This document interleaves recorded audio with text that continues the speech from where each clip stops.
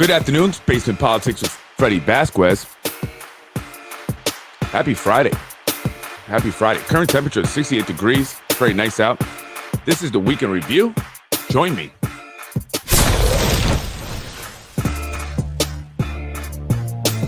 Happy Friday, TGIF. This is Basement Politics Unfiltered Afternoon Special. Spring Break Special. The Weekend Review. Let's talk about public safety. A few of the things going on here in the city of Yonkers this weekend. And what's up with that arrest of the lieutenant governor? And how does that relate to Yonkers? Join me.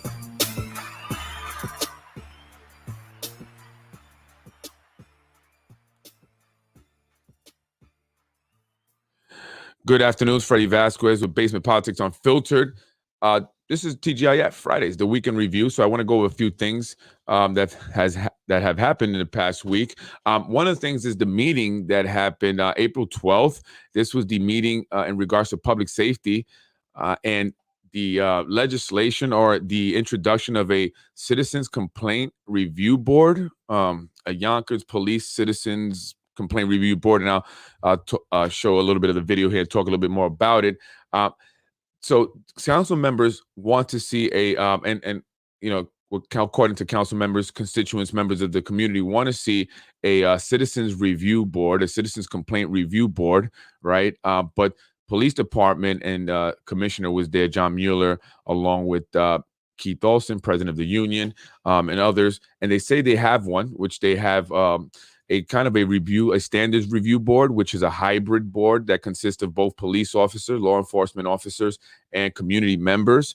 So they don't see what the need is, though the council members are, saying that we respect the police department. We know that crime is down. We appreciate what they're doing, but we would like to see this complaint review, the Citizen Complaint Review Board created to, give the citizens, I guess, show some good faith and make the citizens feel better. So I want to play Shanae Williams' part, and then I'll go on a little bit about it. But really quick, just give a quick background. The introduction is of the legislation to amend a local law amending Article 12, the police department, relation to creation of a civilian complaint review board. John Mueller was in attendance, the current police commissioner. And they want a creation of a civilian complaint review board. They say there is one currently on the agenda. They're considering it. Currently, they have something called the Police Professional Standards Review Board, right? And they feel like it works really well. That's according to the police commissioner, John Mueller. The police commissioner asked that the council review New York State Law 75, which establishes and organizes a law enforcement misconduct investigative office, right, which is headed by the Deputy Attorney General here in the state of New York. So that's a state office that does investigation. He also admits here in the meeting that the DOJ, Department of Justice, was in Yonkers. He says actually that that's the best thing that has happened to the police department, and that they have an agreement with the DOJ, and that they have met all of the recommendations within that agreement, and so they're doing very well. The statistics show that. However, the council is adamant here. Shanae Williams speaks a bit here, and I want to just play her part and then discuss it. Supported, and I still do think that it's a good idea to have a civilian complaint review board. I have spoken to folks in the community that want it, and I've spoken to people who don't think it's necessary at this time, which I also understand.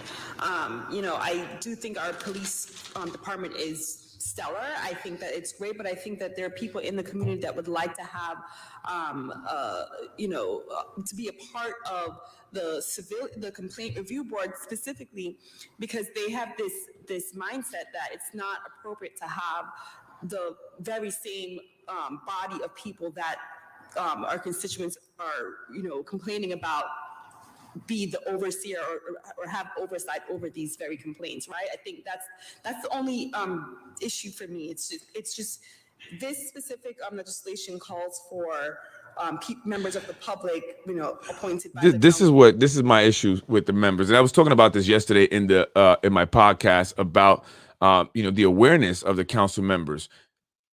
John Mueller, right, says that there is a board already that reviews, and oversees complaints and stuff. And he also mentioned that it was a hybrid board, meaning that it consists of law enforcement officers, but it also consists of members of the community who are not law enforcement officers. So Shanae Williams is going on and saying, well, what I don't like is that, how can it be a review board if it consists of the same people that we're giving complaints about? Well, not necessarily. It's a hybrid board, right? And it does consist of members of the community. And also, you're generalizing because the members who are law enforcement of this board are not the ones that you're giving complaints about necessarily. You're giving complaint about a specific police officer, but not of all police officers in general, right? So that's not a factual statement to make. And I just really, my whole just analysis of that is, do you know what's really going on?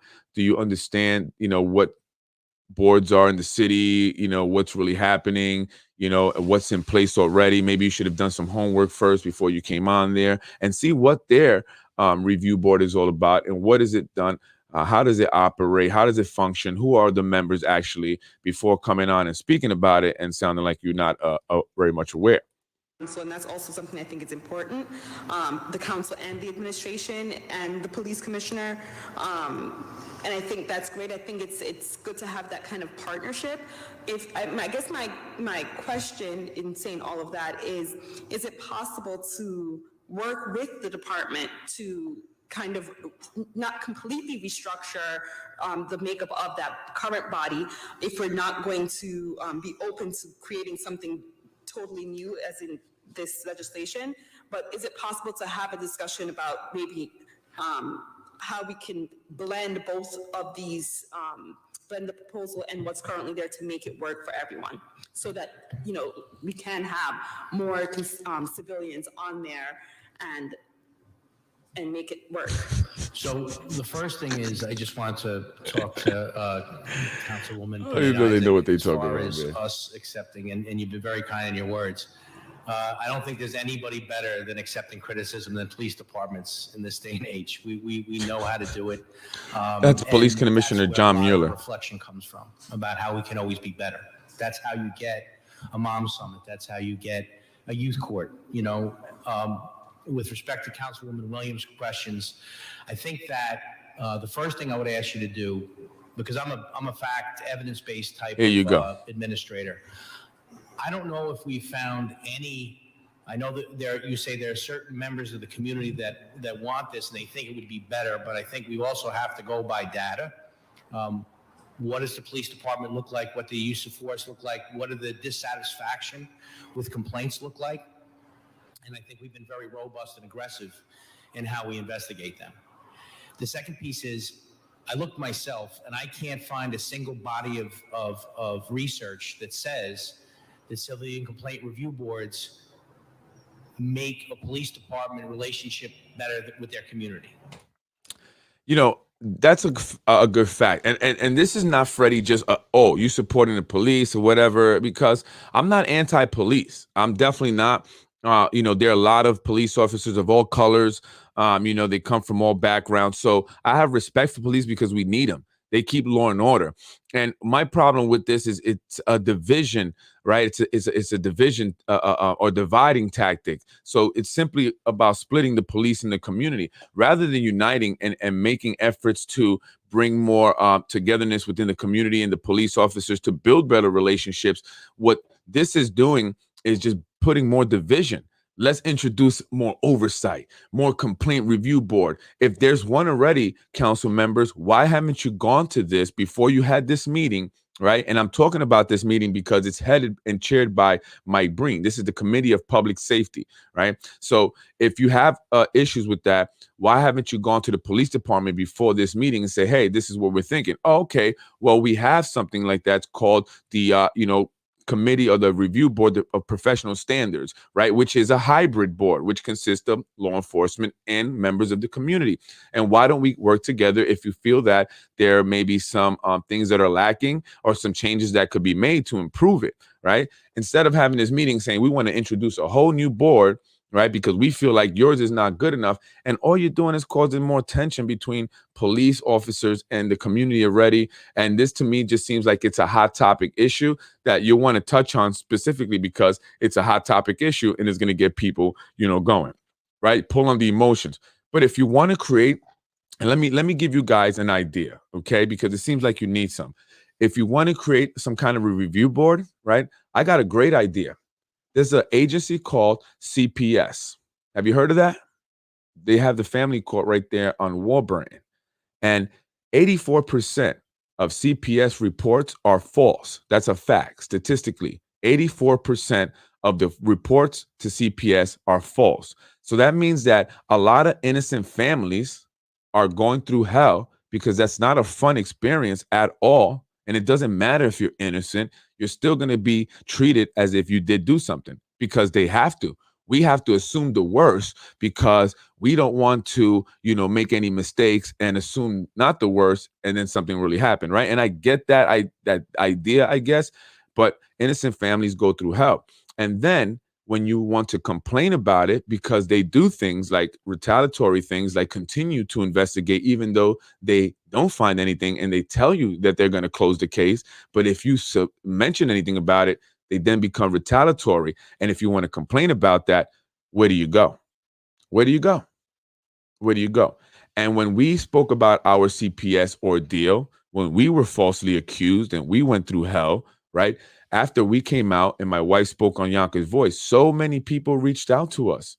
Council members, hello, so many families. I mean, I realized quickly 6 people right away that I had spoken to for many, many years on a daily basis have gone through the similar issue. And I didn't even know because they were afraid to speak about it, right? They were embarrassed. They were innocent, but they were embarrassed. Right. And they didn't even know how to go about making a complaint. And even if, they wanted to, they were still kind of embarrassed, they wanted to just for it to go away. But people like myself and, other families who want to complain, who have an issue with CPS and caseworkers and, supervisors over there, right, have nowhere really to go. Have nowhere to go. And this happens more often than people are going to be complaining about police, just statistically. It's statistically, right? I'm not saying that people don't have complaints about police. I'm sure a lot, right? But more people are affected by CPS all across the country because it doesn't just affect one color, doesn't just affect a certain class of people. I mean, I know people now that, they're multimillionaires, $20, $30 million net worth, all the way down to, needing government assistance who have, had to go through false CPS reporting for one reason or another. Right. So why don't you guys work on something like that? Because my wife has been working on it. She's worked on it with County Legislator Chris Johnson and State Senator Shelley Mayer, but then it kind of grinded to a halt for some reason. And I don't know if that has anything to do with, the recent whole stay away from Freddie. Anybody, don't help him do anything because, we don't want him to look like he's doing things, and being a good member of the community. Right. So, and there's like a stay away policy, and people are telling me because people like me. I mean, not everybody, but some people do, and they still want to, be my friend, unfortunately. And they tell me these things, but it's okay because you're not spiting me. You're spiting the people that need this stuff, right? So if we can actually get that citizen review board for CPS going, that'll help a lot of people, right? We're done with our issue, right? But there's a lot of people that are still going through it. There are people that still contact me. There's still people that reach out through Facebook or however, and even just through a friend who called me up and said, hey, I got a friend who went through a situation, who was going through a situation like you. Can you help her with it? What do? We don't have nothing like that here. Nothing at all. And so many people go through it. Even the police officer that night, what we called, said this happens all the time. Yonkers police officer, this happens all the time. We call it a ghetto move. So why not work on something like that? Right? What you're doing here is creating further division between police and the community rather than bringing more unity because it's a hot topic issue. Is this the only legislation you guys can find to introduce? Because again, if you want to create a citizens review board, then you should create one for CPS. I know there's a lot of people in the community here that would love to see something like that, where they can go and they can complain about their issues with CPS that are very real and that happen every single day. Just an idea, just a suggestion, okay? Because I'm not sure what you intend on accomplishing by by creating a whole new board that you guys can control. Because the only real difference that I saw in this after watching this meeting was that the review board that you guys want to create allows you guys to appoint the members of the board and the mayor and the police as well. You want to have more control on it. Okay, I guess, but you can work that out with the one that's already there. So that's a waste of time. How about you guys come back to introduce the housing ordinance that just kind of disappeared? Whatever happened to that? Is that not, important to introduce? I mean, people were all, you know, at the at City Hall when they shot it down. Like, emotions were going crazy. Obviously, there's a need for it. There's reports that say there's a need for it. Where's that legislation at? Where's that ordinance? Where is it at? Where is it at? City Council, hello? Wake up. Where is it at? What are you guys passing? This nonsense? Ridiculous. Unbelievable. But anyway, that's the Committee for Public Safety headed by a chair by Mike Breen, who's running against Nader Sage. And he's been written about negatively in the Yonkers Times. And I went through some comments yesterday. There's another article. Actually, it's a couple articles now. The Yonkers Tribune, again, it's a political, weapon used by Precision Strategies, in my opinion, based on just a pattern of who they attack and who they don't attack. And, I saw another article here, Mike Breen. This one's from March 30th of this year. And I was just going through the comments there. And I'm talking about this city council meeting that just happened and the one that happened early Tuesday that I spoke about yesterday. I wanted to read this comment because it just kind of goes to my point. So anyway, it says, last week, the council meeting was a disgrace. Last week's council meeting was a disgrace. The Pledge of Allegiance took longer than the meeting where the rubber stampers voted on everything without even one question, right?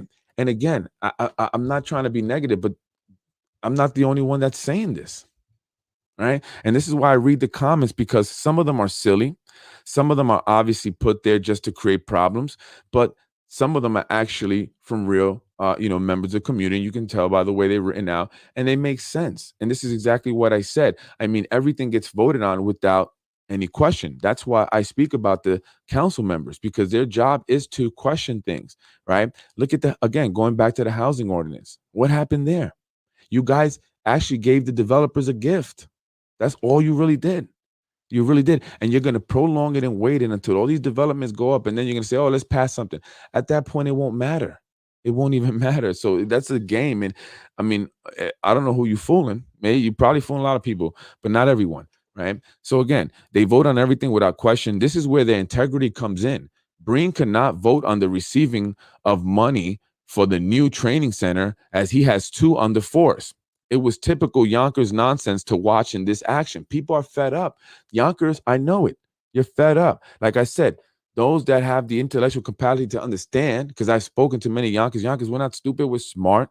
I speak with many people, and I just don't understand it. How do we allow this to happen? And it's time that those that, have brains can come together. And there's no disrespect to nobody, but this is foolishness sometimes, man. It's like, really? Where do you see this at? Where do you see this at in any other city, especially a city of this size, especially one of this size, right? So no one questions the cost of the training center and the need for it. Exactly. They don't care. No, they know. They don't even know why they would want to question for it. Not one. In reality, another building, no matter who it is for, will cost the taxpayer dearly, as it will have to be staffed and it will cost money to run. And the thing is that if you want to build training centers, how many city properties have been sold that could have been used for training centers? Look at the Yonkers Fire Department training center there on Neperhan Avenue, 470. I mean, that used to belong to the city at one point, right? And then they sold it, and now they're paying rent. And how much are they paying a year in rent for that training center? So they're going to build this one. And I guess this person is saying they're going to build it, cost the taxpayer money, and then to sell it to a developer. And then so the city could go back and pay rent. I mean, these are things that the city council does not question. Hello, wake up, city council. You want to earn the respect of people, of true intellectual individuals here in the city of Yonkers. Okay. I know you've been getting by because you guys can cheat, and steal and do whatever else you need to do to get elected. I get it, but you're not really winning. There's no real integrity in it. You didn't do that because you're that good. Don't believe that hype if you care. If you care, don't believe that hype. Okay. You guys, The majority of you, and I don't want to generalize, right? But come on, you guys don't question anything at all. At all. That's a simple question to ask. Why? We have city property that's being sold off. Why can't we use that rather than build a whole new building? Why sell them off so we could pay rent? Not making sense. Does that make sense? Does that make sense? Because it's not making dollars for the city. That's for sure. So that's what they don't question. And that's exactly what I'm talking about, right? No questions on the cost to the taxpayer. You got to love Yonkers. Always growing the government. Disgraceful all around. Just wonder if anyone else in the council should also rescue themselves on the vote. It didn't go unnoticed. Money also came from Shelley and the guy in the audience wearing the Spanish oil t-shirt as free advertisement. None of the council were thinking of taxpayers. They don't think of it. None. All happy to be done in minutes. That's right, because these city council meetings are like, boom, right? Adopt the 6-0, adopt the 6-0, adopt the 6-0, boom, boom, boom, boom, done. We're out of here, right? And so nothing gets questioned. Shanae Williams tries to chime in and act like she's really questioning something, but you're talking in circles. Nothing really comes out of those words you say. My nature, the light nature. That's it. I mean, what are you guys saying? What are you really saying? We love the police department. We think they're great. They're awesome. You said everything wonderful and great about them, yet you feel the need to introduce another complaint review board. That doesn't make sense. If they're so great and crime is down and everything is wonderful on the up and up, then why are you injecting this conflict? Because it's causing conflict, because they're like, well, why do you need to do this, the police force, right? Well, we already have something, right? Work on something that really matters. Ask questions. Somebody says Breen is as dumb as they come. I don't know. Haven't spent time talking to the man. What's the new training center are you speaking of? Ask the council, just voted to accept money for it. They will know all about it. Police and firing training center in Yonkers. Kind of ironic that Breen could not vote for the training facility because he has 2 kids on the job, yet he had no problem voting for and nearly tripping over himself when he voted for the new Yonkers PC.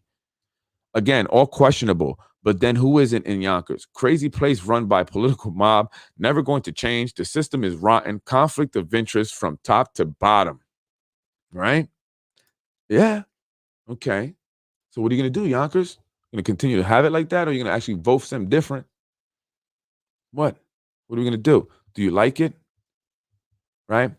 You have to promise the people that have jobs that got them the way they weren't supposed to get them are not going to get fired. Hey, heads of departments, we'll keep you. You won't get fired. Don't worry. But you got to, And for those who just want to not attach yourself to Freddie Vasquez no more, go MIA, it's cool. I remember things, okay? Not all of you, because some of you are true people. Some of you are real, for the fake ones who were there when they wanted to, have Freddie Vasquez's blessings drip upon them. And then now, I don't want to lose, this, that, and the third. You know what I'm saying? Then I got my little things going on here. Things change. And then these things get remembered. And then what? Just saying. Remember that. I don't forget. So, and I'm always a loyal dude, straight up. In the good times and bad times, I ride or die. That's just how I am, and I respect people like that. Breen is a weasel. Democratic Party gave this ass a free ride in his last 2 elections. He pays them back by running against a moderate. It shows you what a POS he is. Breen runs Yonkers. Yeah, that's funny. That must have been Breen. Hezzy, why this sudden attack on Breen? Oh, that's a good question. That's a very good question. Let's see how he answers it. If he answered. Because his conduct, as noted by his advertisement attend a bagel shop for a bagel and coffee to sign his petitions, are illegal. But he's not the only one doing it, has he? But the question is, why did a sudden attack on Breen? Right? And that's been done before, and others have done it, but why on Breen? Right?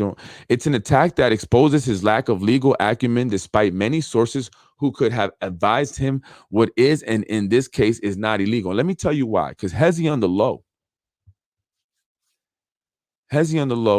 is trying to throw the Spanos under the bus.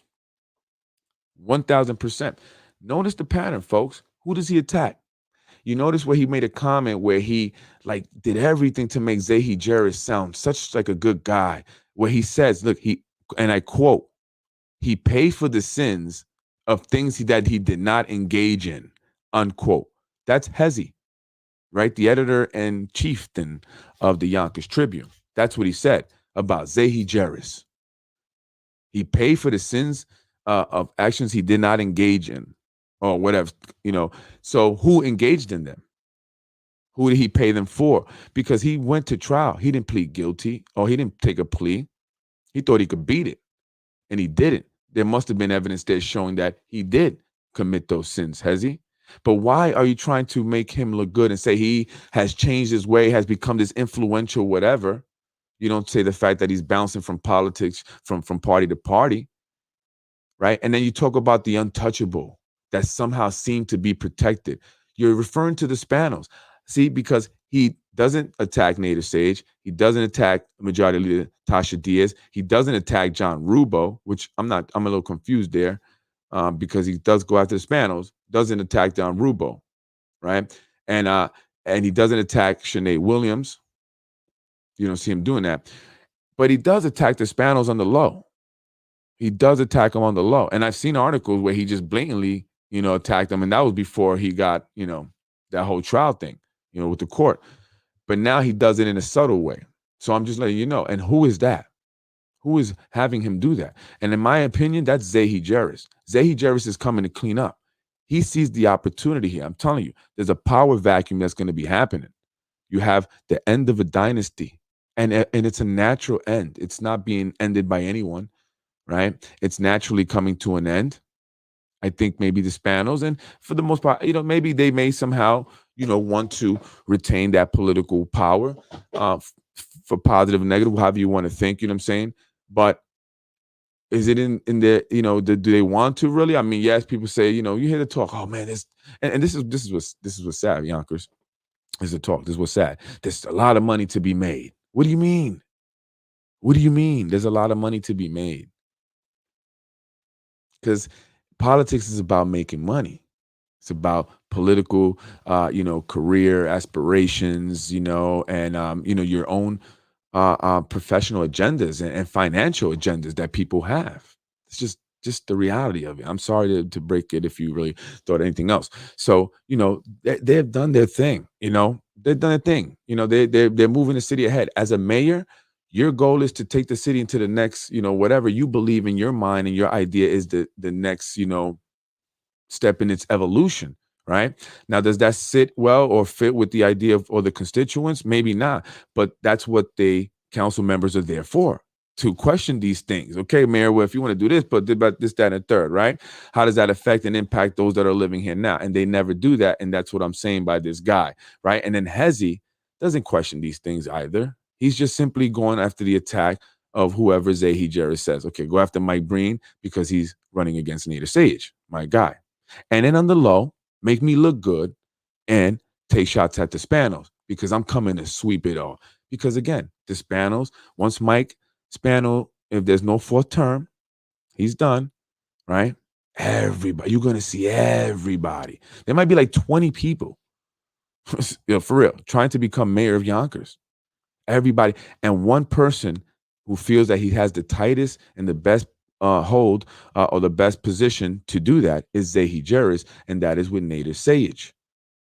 1,000%. So Mike Breen going against Nader Sage, right? People are questioning why would he do that?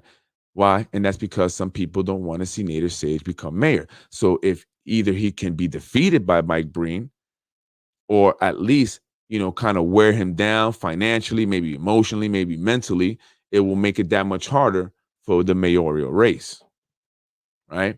And some people say that the Spanos is backing him. So maybe that's why Zahi Jerris is kind of having the Tribune also attack the Spanos on the low. Hey, Spanos, Zahi Jerris is going after you. He's going for the clean sweep. And he knows his power. He understands it, right? But he also has to tread lightly, right? Still have to tread lightly. But he sees this as his opportunity. His time has come. And he's going to hold that top position. But he has a lot of competition. A lot of competition. A lot of competition. I mean, when I'm hearing Shirley Mayer, I'm hearing Chuck Lesnick, Corazon, I'm hearing Tasha Diaz. I'm hearing Wilson Kimball. Even Vinny's name was thrown in there, which Vinny Spano, which is why I mentioned him yesterday. But I doubt he's even running for mayor. The reality is the lesser two evils, 1,000%. And you're referring, and Carolyn is referring to the Native Sage and Mike Breen race. They are not going away because their relatives could be on the unemployment lines. Over $10 million at last check to keep the Spano relatives in city jobs. We need new people or the cycle will never change. You know, it's a tough thing because there are people that have received jobs. There's this thing where you pay for a job, and again, this is from rumors. I'm just repeating what people are saying, right? And believe it or not, multiple people who have no connection to each other, people that have no even care about politics, people just looking for a job. I had a guy, I won't say his name, who came to work for me, and he was looking for a city job. And he said, they told me if I pay $20,000, I can get the job. I was like, oh, really? I said, who? He would get no information. But I had heard this from other people, $10,000 to $20,000. So, and these are people that, they rely heavily on these jobs. So, I mean, anyone that comes in new, even if they're not a part of the system, to go in there and just fire these individuals, I'm not sure if that's the right move because, again, they have children and they have stuff like that. Even if, okay, they got skipped in the line, maybe if you find the evidence, do you want to go and, into that and resources and things like that when we just, move forward? What's there's there, you now move forward operating in the way that you're supposed to, in the ethical manner, right? I mean, that, Hezi is in Hartfield and has always reported on them all. He does not even live here and has always tried to be transparent in a city that's filled with self-serving politicians. None of us were here to help or stop the corruption. Then all we can speak up now. Get people to vote and run for office. Yeah, we definitely need people to vote and run for office. I've definitely been mentioning that. People have to come out to vote. Now, you have to understand, though, Carolyn, Hezi has changed in his reporting, right? And that's a fact. I mean, I have found articles where he was going at the Spanos and certain individuals really hard, and now it's changed, right? And you can see that. And there's individuals that he doesn't report on, Carolyn, that he should be. He speaks of Mike Breen's quid quo pro. What about John Rubo's quid quo pro? Why is he not mentioning that? And why isn't there an investigation into Mike Breen's quid quo pro based on this article in the Tribune? Because that's what launched the investigation into Mike Cater, right? So, that's just that's just what I don't understand, and he's allowed his site to be utilized to the benefit or for the benefit of individuals that you and I both know need to get up out of Yonkers politics. And Carolyn, it does an amazing job, and Carolyn's been in Yonkers all her life, right? I imagine, and has been very involved and has given herself to being involved, right? She's not looked to make money, and I know because I've even seen your name, Carolyn, in comments here recently and reading them, and people have attacked Carolyn and have been really mean, and I've seen it, and I just can't believe that some people could be so mean to people. And even if you disagree, you don't have to be mean. There's just and bullying. You don't have to bully people, and I've seen people do that. And I'm not going to mention their names, but they know who they are. They've been bullies, and I've actually called them out on it. And that's not nice. We can have discussions, without being mean or bullying. But I like to read the Tribune comments because, again, it kind of, gives an idea of what people are thinking about, in politics in Yonkers. So I want to read another one. The bottom line, Hezi, is that you're in the tank for your boy Sage, which is what I'm saying, who ambulance chaser ad is prominently featured on your site. Neither one of these clowns should be elected. Both are from the corrupt Yonkers political machine. Truth be told, when I compare the two, I sincerely believe Assemblyman Sage is the best option of the two. It is that simple. And that's kind of like a political answer he's given there, right?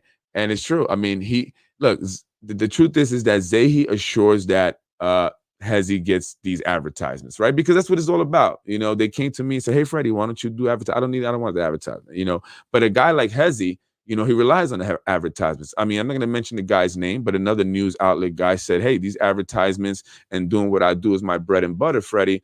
I don't want you stepping on my toes. And, I get it. I'm not trying to take away no one's money. That's not my goal. I really don't care.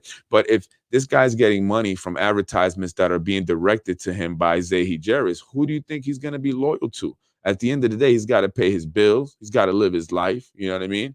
And he's got to have whatever his needs are that he's got to pay for, his lifestyle. And so he has to play that game. That's the thing. That's the thing about money. That's why they say money is the root of all evil. And, my sister's passing is like the hardest thing that's ever happened to me in my life. And that's tough. And, before that, everything was about money for me. It's like, I got to make money. I want to make money. Let's get money. And then after she passed away, money is nothing. And in a way, it's like she passed away, but then I became free from that enslavement, that mentality of just wanting to do everything for $1 to enrich myself, and I realized just how bad and negative it really is. And, and you are, at times tempted to do things, and people do things, that are immoral, illegal, and I'm not judging. I'm just saying the power of persuasion that money has is incredible. And I'm sure I don't have to really stress that to folks, and they know about it. But, again, in my experiences, in my journey in life, I really just have seen, just how money can really change people, make people not see clearly, and I'm just happy that I've come to a point in my life where I don't care about like money like that. It's, we have to live, but to do things, to impact the entire community, to be negative, to spew negativity, to spew hate, and just to do the wrong thing for money, it's just not the way I do it. I'm Freddie Vasquez, Basement Politics. Thank you for joining me. Oh, but before I go, I do want to mention some things happening here in the city of Yonkers. I thought this was interesting. How many of you are circus people? Anyone interested in the circus? The circus is in town. That's right, folks. And check it out. Flip Circus comes to Yonkers Cross County Center, Egg Hunt, Earth Day, and more events. And you know who is brought to you, who's bringing it? The Vasquez family. Check that out. The Vasquez family Flip Circus will be at the Cross County Center from Friday until May 2nd before moving to the shops at Nanuet. The Flip Circus is on its debut national tour with stops planned for Yonkers, Nanuet, Long Island, and a few other places. The circus takes place in a red and white big top tent, which you may have seen driving down on the Cross County there, and features traditional circus acts, including clowns, acrobats, jugglers, and aerial acts, including the Bayo brothers from Italy, who Globe of Death motorcycle daredevils who race all sorts of angles within a steel ball. And I think that's dope. I don't know if you've ever seen that. I did see that at a circus one time, when I was many years ago when I was young. There's two motorcyclists on dirt bikes, and they're in this cage, and they just whoosh, they don't crash. And I wouldn't do it, but they do it a great job. So that's pretty cool to see. If you haven't seen it, go check it out. You have jugglers Dede Laribel and Luva. Also featured in the bingo troupe and a group of 6 women performers who recently fled from their home in the Ukraine. Yeah, it's Ukraine. You got to go now, right?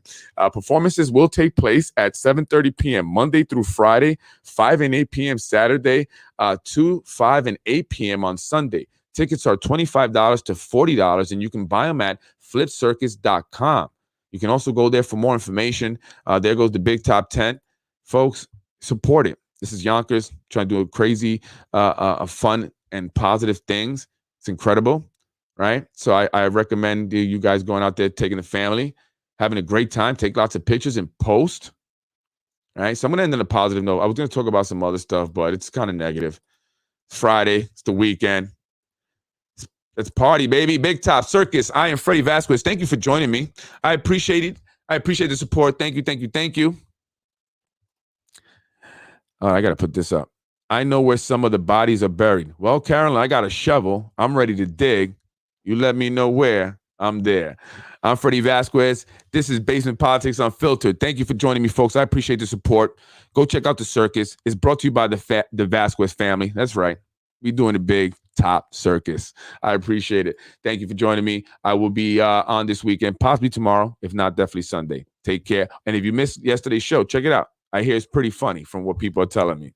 It's in my nature to like nature.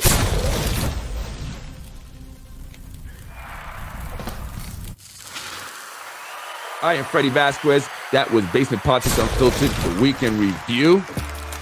Thank you for joining me. Make sure you check out the circus and many other fun events here in the city of Yonkers. Folks, let's take back our city. This is our city. We must do it through voting, through education and awareness. There are going to be some new candidates out there. I can guarantee you that. Freddie Vasquez is here to do what I do, to support you. Let's do it. Yonkers, city that belongs to us. It's time for change. Here's an opportunity. Let's not waste it. Thank you for joining me. I am Freddie Vasquez. Peace out. Be blessed. Enjoy your weekend. Freddie wins. Fatality. Herman, you know, what is that sweet spot? Herman, you know, what is that sweet spot? Herman, you know, what is that sweet spot? Freddie wins.